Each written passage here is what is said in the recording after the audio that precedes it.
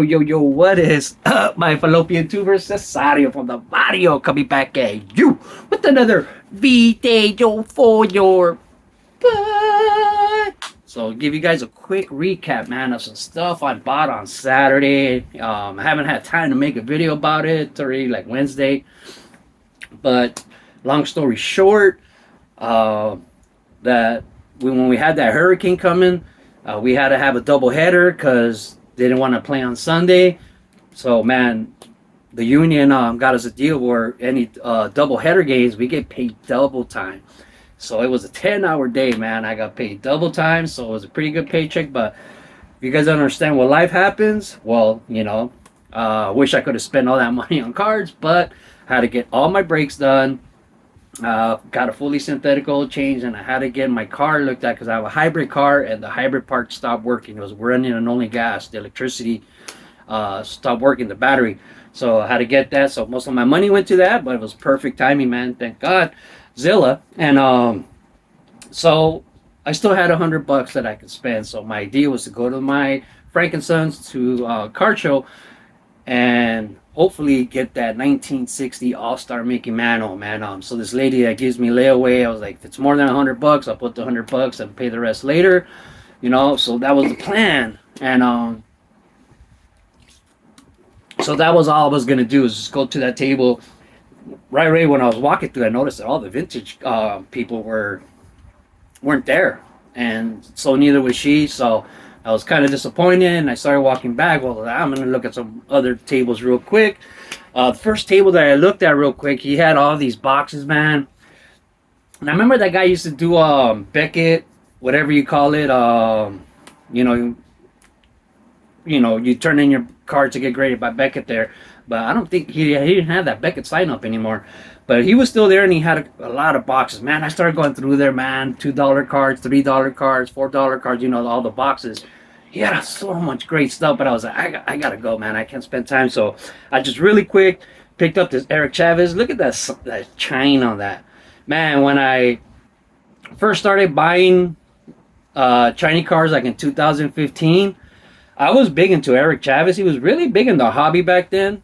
But look at that shine. So shiny. These were in the $2 box. Look at that Manny Ramirez. So it says game worn, authentic, used game worn jersey. And it's really raggedy. I like that, how raggedy it is. And I don't know if that little ticket is from the game that it was worn, but I had never really seen these, and I thought it was cool, man. It has the game worn jersey and then the ticket. A copy of the little ticket there. So these cards were in the $2 box, man. I wish I had time to stay there and go through so many cards that I wanted to have. So these were $4, $2 each.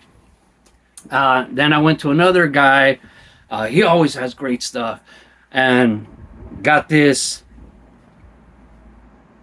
Ken Griffey Jr. $6, man. He wouldn't go lower, and he says that's Ken Griffey. I can't go any lower than 6, man.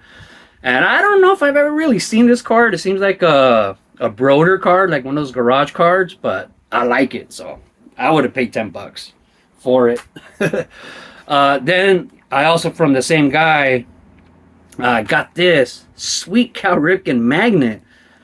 It's called what is it? Heroes of the Locker Room. So it looks like a little locker, and it even opens like a locker. And then inside it says, "Always work hard at playing fair, and playing fair will work for you. Respect your sport, be a good sport, and be a winner." So it was a cool Cal Ripken magnet. I don't think I've ever really seen these before.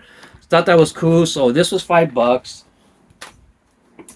So between these were $15 that I had spent already right there.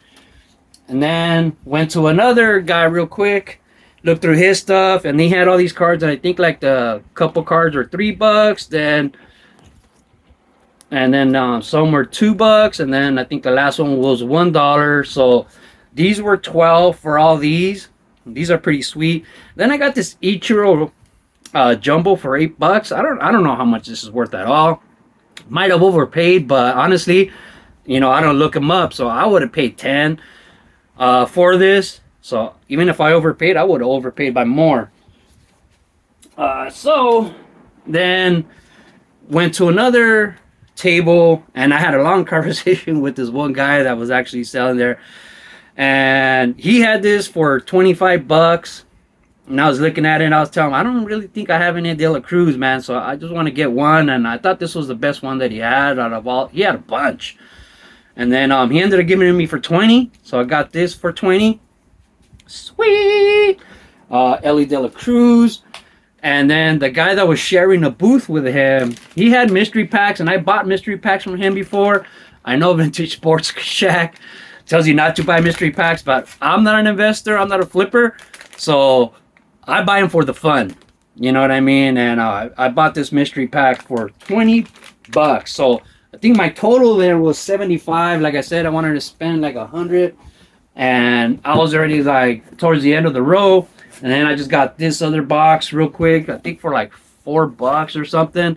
But it put my total up to 80. You know, and then I just put the other $20 in gas from 100 that I was going to spend. So it was a good day, man. I made it short and sweet. I was only there for like 10 minutes, man. I just did it all quick, man. I didn't spend too much time there, but I came out happy.